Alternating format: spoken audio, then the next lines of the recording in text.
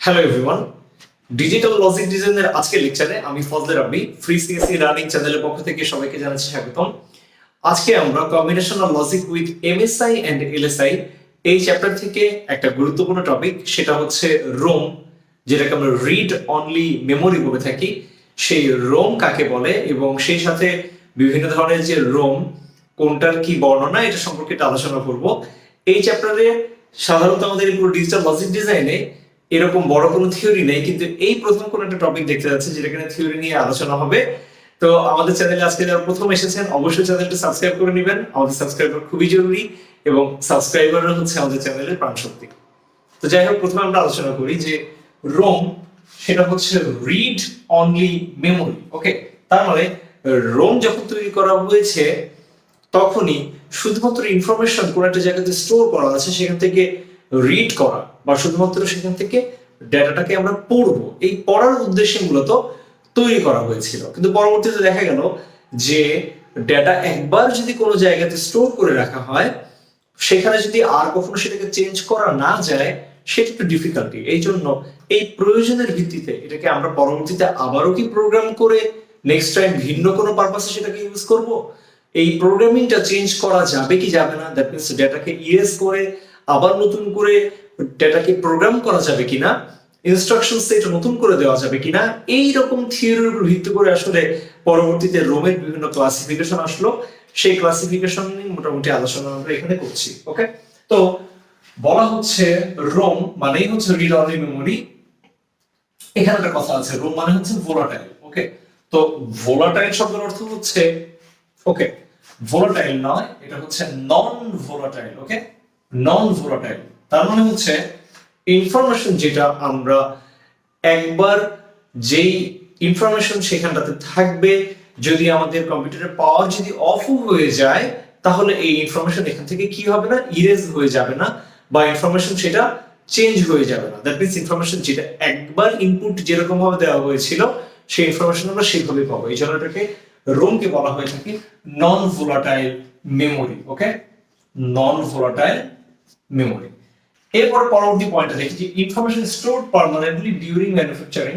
কিছু কিছু ক্ষেত্রে একেবারে ইনফরমেশন ফার্স্টেই যখন এই ডিভাইসটা বা এই চিপটা তৈরি করা হয়েছিল, মেমোরি চিপটা, সেই সময় কি করা হয়েছিল, ম্যানুফ্যাকচারিং করার সময়, উৎপাদন করার সময় সেটা পার্মানেন্টলি ইনফরমেশন স্টোর করে রাখা হয়েছিল, লাইক বুটস্ট্র্যাপ ইনফরমেশন। ওকে, তো বুটস্ট্র্যাপ ইনফরমেশন কোনটা, সেটা হচ্ছে যে আমাদের কম্পিউটার যখন ইনিশিয়ালি লোড হয় পাওয়ার অন করার সময়, যে সেটা কিনা অন হওয়ার সময় যে বুটস্ট্র্যাপ প্রোগ্রাম, স্টার্টিং প্রোগ্রাম যেটাকে বলা হয় থাকে, কম্পিউটারকে স্টার্ট করার জন্য যে প্রোগ্রামটা চলে সেখানে সেটা কিন্তু বুটস্ট্র্যাপ ইনফরমেশন বা বুটস্ট্র্যাপ প্রোগ্রামিং এর মাধ্যমে চলে। সেখানে কিন্তু আমাদের এই রোমের ব্যবহারটা আছে।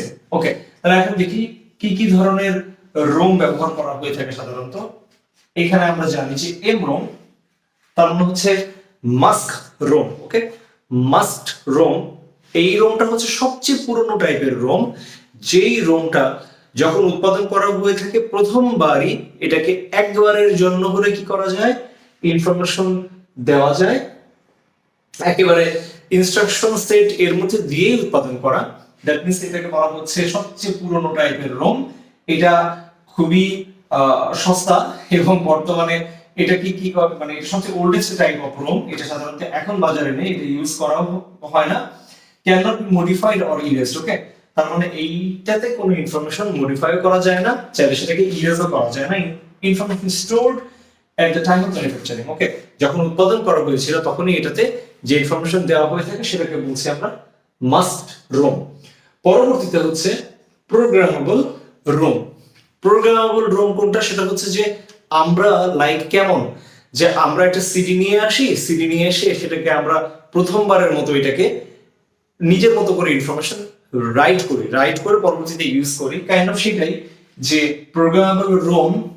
এটাকে প্রোগ্রাম করা যেতে পারে এমটি অবস্থায় নিয়ে এসে, কিন্তু বিষয়টা হচ্ছে ইনস্ট্রাকশন একবারের জন্য শুধুমাত্র কি করা যেতে পারে, ইনস্ট্রাকশনকে স্টোর করা যেতে পারে, এটা আর চেঞ্জ করা যাবে না একবারের জন্য। সো এই জন্য বলছে যে once written usable for next, okay, unusable for next. তারপরে একবারের জন্যই যে আমরা ইনফরমেশনটাকে প্রোগ্রাম করতে পারছি, নেক্সট আর কখনো এটাকে প্রোগ্রাম করতে পারবো না। এই জন্য এখানে বলা হচ্ছে আনইউজেবল ফর নেক্সট বিষয়টা একটু কনফিউজিং মনে হলো, ব্যাপারটা এরকমই।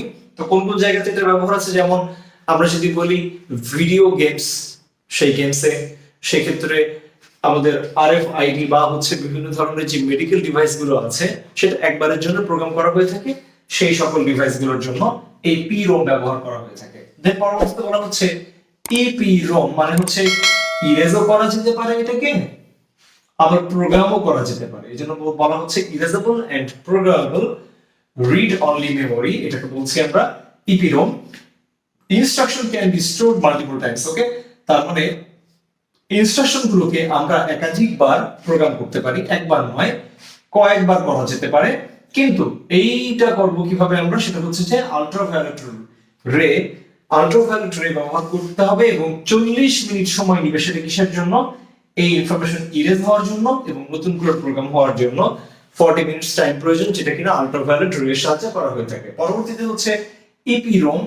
EEPROM সেটা হচ্ছে যে electrically erasable programmable read only memory, okay, electrically erasable and programmable read only memory, অনেক লেজি।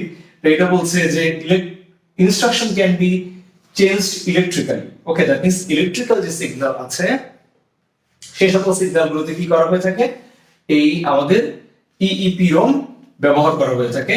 এবং এইটা 10,000 বার আমরা চাইলে কি করতে পারি, প্রোগ্রাম করতে পারি এবং ইরেজও করে ফেলতে পারি।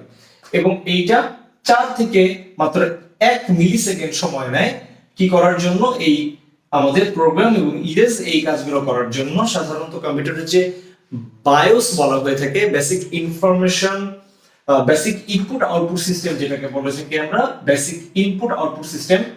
ইভেন কম্পিউটারে যে আমরা টাইম সেট আপ করে থাকি, কম্পিউটার যে টাইম বা এরকম কিছু ছোট ছোট প্রোগ্রামগুলো আছে, বায়োস বলা হয়ে থাকে, সে বায়োস প্রোগ্রামের অংশ, সেই সকল জায়গাতে এই সেটগুলো করার জন্য কি করা হয়ে থাকে, আমাদের EEPROM ব্যবহার করা হয়ে থাকে। লাস্ট যেটা সেটা হচ্ছে যে ফ্ল্যাশ মেমোরি, ওকে, ফ্ল্যাশ মেমোরি এটা আমাদের অ্যাডভান্সড EEPROM, ওকে, অ্যাডভান্সড EEPROM বলা হচ্ছে কেন?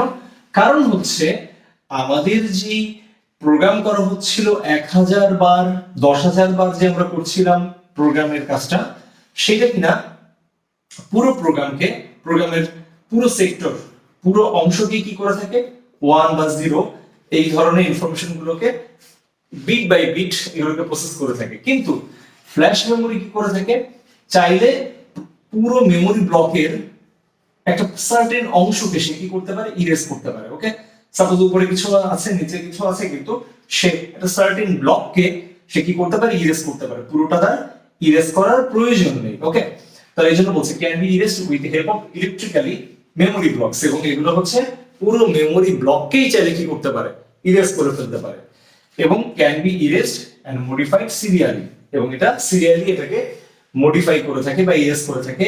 পেন ড্রাইভ, ফ্ল্যাশ মেমোরি যেগুলো আছে সেগুলো মূলত আমাদের যেই এই হিসাব উদাহরণ। তো কোন অবস্থাতে আমাদের যে ফ্ল্যাশ মেমোরি আছে সেই ফ্ল্যাশ মেমোরির সাথে আবার আমাদের কম্পিউটারের যে রোম, ওকে, যেটাকে আমরা বলছি যে কম্পিউটারের যে হার্ড ড্রাইভের সাথে কিন্তু কোনো অবস্থাতে আমাদের এই রোমকে মিলানো যাবে না, এটা পুরোপুরি ভাবে আলাদা একটা অংশ।